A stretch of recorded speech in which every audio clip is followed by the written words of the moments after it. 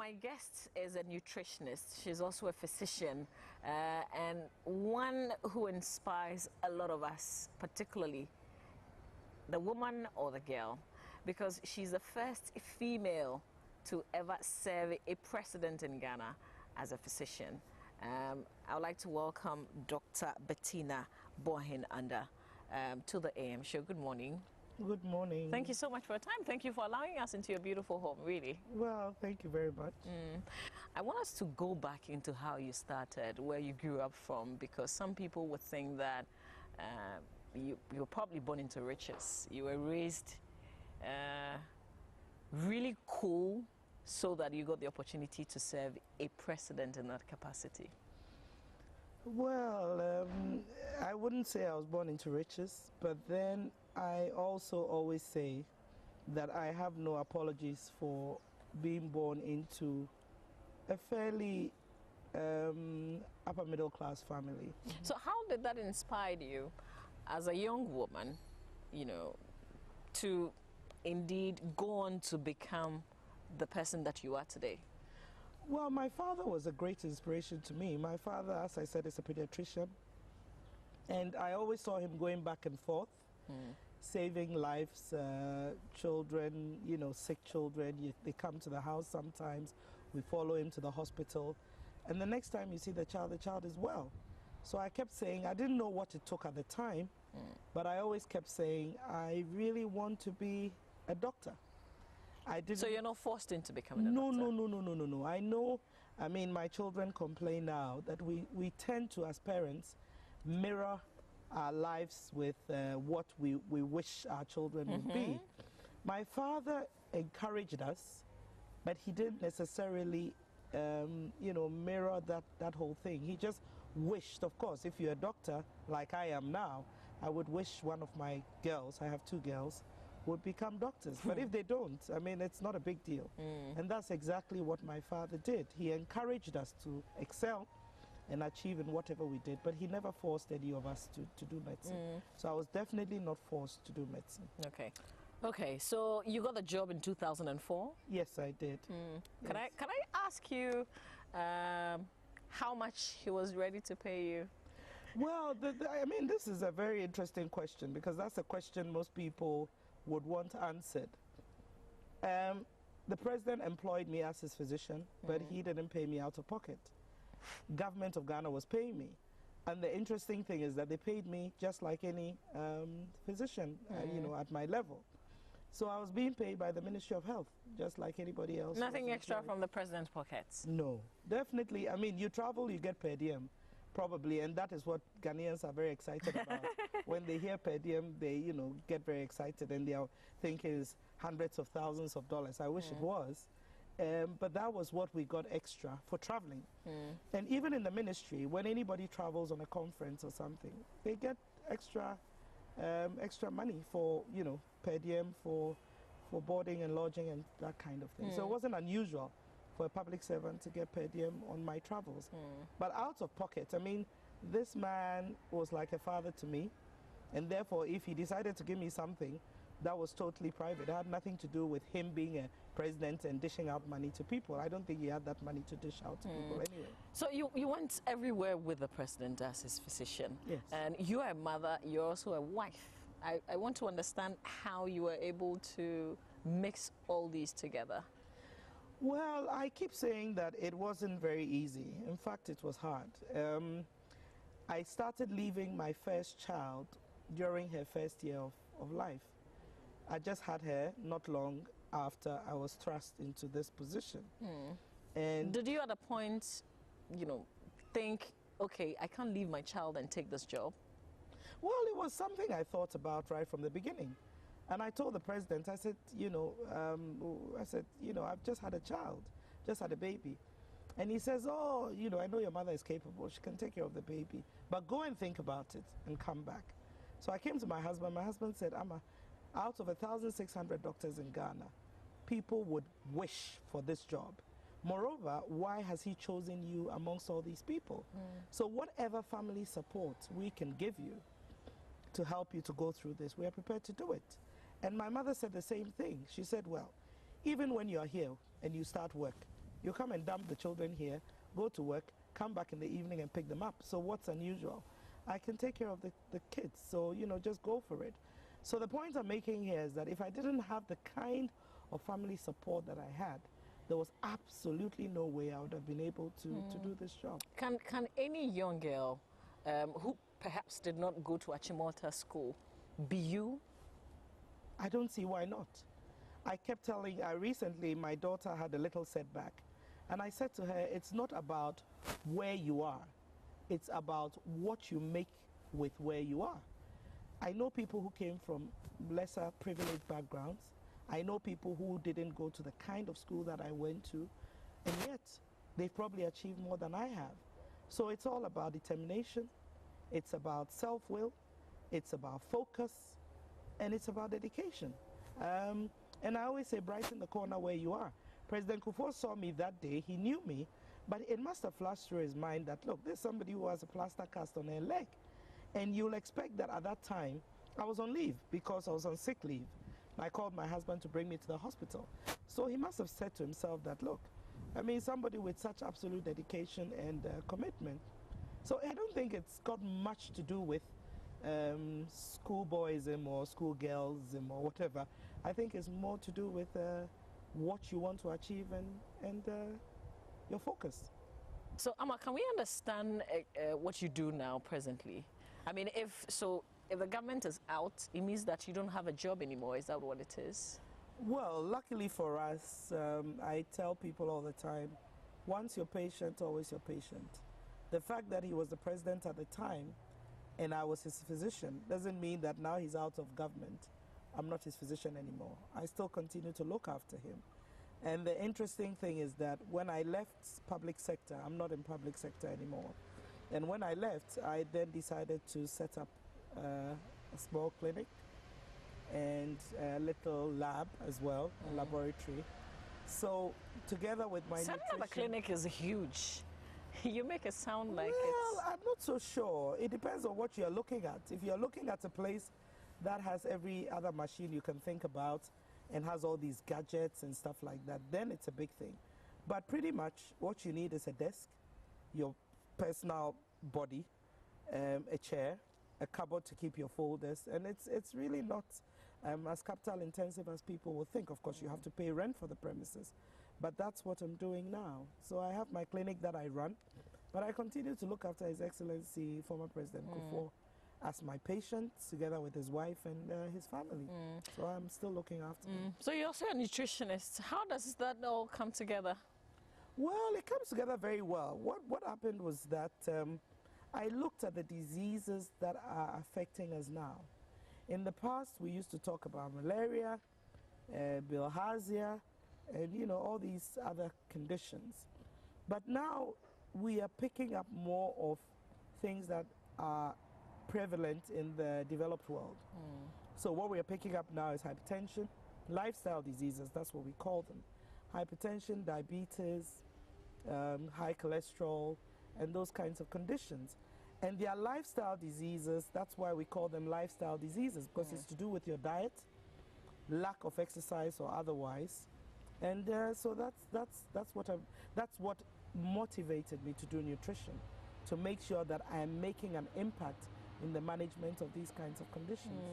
You know, these days in Ghana, when people die, it's always a suspected heart attack or heart failure. What is it that we're not doing in the country as a people? I wouldn't say what is it we are not doing. I think what is it we're not doing enough of, because I go for walks sometimes in this area, and you see other people also going for walks. You see people jogging, people going for walks, and therefore we're doing it, but I think we still have quite a long way to go. All right, so Amma, you've written this book, The President's Physician, Bums on a Smooth Road. Is he happy about it, though? Did you make certain revelations in the book that he's uncomfortable with? No. I mean, I dare not bring out this book without his consent. And he read the book from cover to cover. Are you forced to delete certain things, though? No. Strangely enough, when he read the book, he was very happy about it. And actually, he reminded me of certain things that I had not covered in the book. Mind you, he's still alive. I Googled biographies or autobiographies or memoirs of physicians to heads of state. And the only one I came up with that was even just a paper was on a president who has passed on, and his physician was documenting certain things. So it's not a common thing to have a physician write memoirs when the physician, of course, the physician has to be alive, but when the president is also still alive and around. So I had to take into consideration a lot of security issues because we worked in a security setting. And I had to also take into consideration his private life. I didn't want to, delve too much into what he did privately because that is not public information. He's a public figure, yes, but you have to respect that as well. So when I was done with the draft, I gave it to him and he read it. You realize that at the beginning of the book, he's written a message. Initially, I thought he was going to write a few words, and that was the agreement. And then once he started putting pen to paper, it became a whole message. Oh, so he wrote it down by himself? Oh, yes. I mean, anybody who knows President Kufuor's worked closely with him will tell you that you give him a speech, he'll barely read what you've given him. He wants to be in the speech. This is the way he put it. So if you write something for him, he's likely to edit it and rewrite the whole thing. So he wrote this himself. And of course, the foreword was written by His Excellency Olusegun Obasanjo. So he also read the book. What's your connection with him? Well, it's in the book, but he met me, a woman amongst many men, because most of the people who were working with us were men. So, and we had a few secretaries, but they normally wouldn't be. We had a core group of the ADC, Chief of Security, Chief Detail to the President, and his protocol officer, and me, of course. So amongst those 5 or 6 men, I was the only woman. So the first time President Obasanjo met me, he wondered what I was doing there, So he asked his friend and brother, President Kufuor, who this young lady is. So he called me and he said, oh, this is my doctor, and she's taken the place of the other doctor, and blah, blah, blah. So as usual, he's very humorous. He cracked a joke and said, are you sure you can take care of this man? And we had a laugh. But I think he always engaged me in conversation, and we kind of gelled on certain issues, especially girl-child education, because former President Olusegun Obasanjo is doing a lot in girl-child education with his foundation. So once we got talking and he realized that I wanted to achieve and I wanted to impact other girls' lives, we got along. And he's been like a father to me since, even during his presidency, after his presidency, he still keeps very much in touch. So I couldn't find a better person to write this forward, and he obliged without any coaxing or cajoling. Let's go to page 69, and this is on the spiritual impacts, the fiscal. What's that about? Is in your book? Yes, I mean, that's about how far the God that I serve has brought me, because I'm a born-again Christian, and I have nothing to be ashamed of. I'm very proud of it. And there were so many incidents during the presidency that were almost, they were prophesied. For example, you read in the book, there was a trip to Mali, and before I went to Mali, my prayer cell leader called me and said, she doesn't know what's going on. Auntie Sandra, that's her name. And she said, Amma, I think we need to pray with you and anoint your feet. Because she's never done that. She's very matter-of-factly, we study the Bible. Anointing is something she doesn't wade into unless she's absolutely certain. So she anointed my feet. And she said, I said, Auntie Sandra, what are you seeing? Tell me something. She said, don't worry about that. Just go. Whatever God wills is what will happen, but I don't think anything will happen. True to form, we went for the trip. The last day of the trip, I was coming down a flight of marble stairs. I slipped. I almost fell, and these were marble stairs. If I'd hit my head, that would have been the end of it. And I sprained my leg, my ankle, the very legs that she anointed, and I was in a plaster cast for close to 3 weeks. So I couldn't help feeling, because it's not something she's ever done. I said, let me do this or let me do this before you go. We just pray a normal prayer, and then I go on my trips. And then also, there was different issues. I wouldn't give all away because that's the whole purpose. People should buy the book. But then there were different issues that when President Kufuor had his accident, which I'm sure you'll come to, I couldn't be in a better place than at my prayer cell meeting, which I normally would do on that Wednesday, that fateful Wednesday that happened. I was at my prayer cell meeting praying. The strange thing is that we're praying about accidents because around that time there was this whole spate of accidents and, you know, very tragic things that were happening. So that's what we're praying about. And when I'm communing with my God, my phones are on silent, at least for the 20, 30 minutes that I'm doing that. And my phone kept ringing, but because it was on silent, I didn't know. So when I picked my phone, I had numerous missed calls. President had had an accident. They had taken him to the castle, sat in my car, and I sped off to the castle. What were you thinking on your way to the castle? Well, I mean, it was one of anxiety, but then I kept calming myself down. I mean, I just left a prayer cell meeting. They prayed with me before I left. And I said, God, I just know that you're in control. And so I don't know how I got there, but I was from Nungwa to the castle, took me. You know, I don't do all this siren business and all of that. The ambulance was not with me. But then I got there, and as you read in the book and as all Ghanaians know, President came out of that accident unscathed. So I think that where I was at that time also impacted. People may not agree with me, but these are just my thoughts.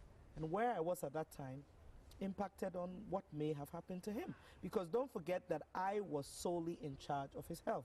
We had many consultants we worked with, but from day to day, I was the one who was taking care of him. So you can imagine if something drastic had happened, I would have had to bear the brunt of it. Okay. I want to move on to the fact that just being around a president, I mean, he's a political figure, the leader of the NPP at the time. Did that make you NPP too? How did people see you? Oh, well, I mean, I would have been surprised if you hadn't asked this question. I went in there as a public servant, purely as a civil servant. And as you know, civil servants should be totally apolitical. And that's exactly what I tried to be. Of course, everybody would say that if you were a strong member of the opposition party, you probably would not have, gotten this job. And I may agree with them, but I definitely am not, and this is for the record, I'm not a card-bearing member of the New Patriotic Party. I worked as a public servant. I did what I needed to do at the time, and for me, that was it. I've turned to 142, and it's the politics of the position. What are some of the things that you most remember? Well, being a woman, the politics didn't necessarily mean the politics as an MPP NDC, no. It meant what I had to deal with as a woman in that position. Sometimes I felt discriminated against. I mean, there are times where... Really? Even as a doctor? Because that's a very privileged position. Yes. Oh, yes. I mean, you go somewhere and the first question they ask you is, where's the doctor? Sometimes they come up to me and they say, oh, we have, especially those who don't know Amma as a day name, would ask, where's the doctor? Because they think maybe Amma is a male. So they'll ask, where's the doctor? Then they point to me. And then they say, oh, is it you? And I said, yes, it's me. So I couldn't help feeling it was also because of my age, because I was never dressed, in a suit, and I always wore very practical clothes. I probably wear a pair of chinos or a pair of jeans, and So I'm surprised that certain people would see you, and because of the way you dressed, for instance, discriminate against you, not think that you are the president's doctor. Well, for me, it's not surprising because I faced the same thing when I was in Rich Hospital.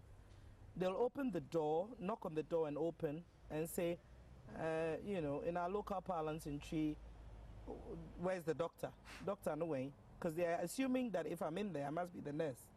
You understand? We have these positions that we think are just slated for women. And those that... Is it still the same today? Because I'm surprised. Oh, yes. I mean, even in... And you see, with the medical profession, people always see doctors very smartly dressed, their long sleeve shirts, very, sometimes even ties with their They're white in that coats. exactly. Exactly.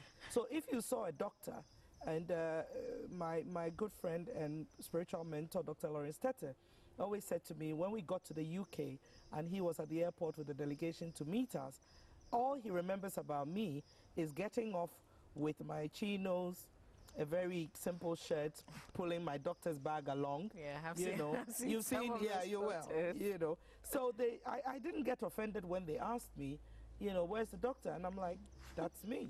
And, then they'll say, oh, sorry, it's just that with the name Amma, we were not sure. But obviously in their mind's eye, they were thinking it was a man. And so those kinds of things. And then, of course, there are certain places. We went to Libya. That's not covered in here. But we went to Libya, and being a woman, when my president would move, all of them would go with him, and I was the only one who was not allowed, because they'll go into the meeting place, like if they were going to meet the president at the time, who was President Gaddafi, they would go in there, and you can't go in because you're a woman. So I went to a few of these countries. Even with you? Oh, yes. Even after knowing who you were? Absolutely. So they'll put us, I remember we went somewhere in the night for a dinner, and they put me very far away from the men, which for me was quite discriminatory, but I wasn't offended. I just took it in my stride and went along with it. Mm. So what's the one thing that you still remember? I know you're still practicing about those days 7 President Kufuor. Mama V, you are pushing me now, because the one thing, very hard for me to figure out what that one thing should be. Mm. But there's a chapter in the book which talks about journeys, memorable and not so memorable. I won't touch on the not so memorable. Why not? I'll leave that for the readers to figure out. But I'll touch on the ones that are memorable. One that I remember is my visits with the president, the state visit to Buckingham Palace, to visit the Her Majesty the Queen. And that was amazing.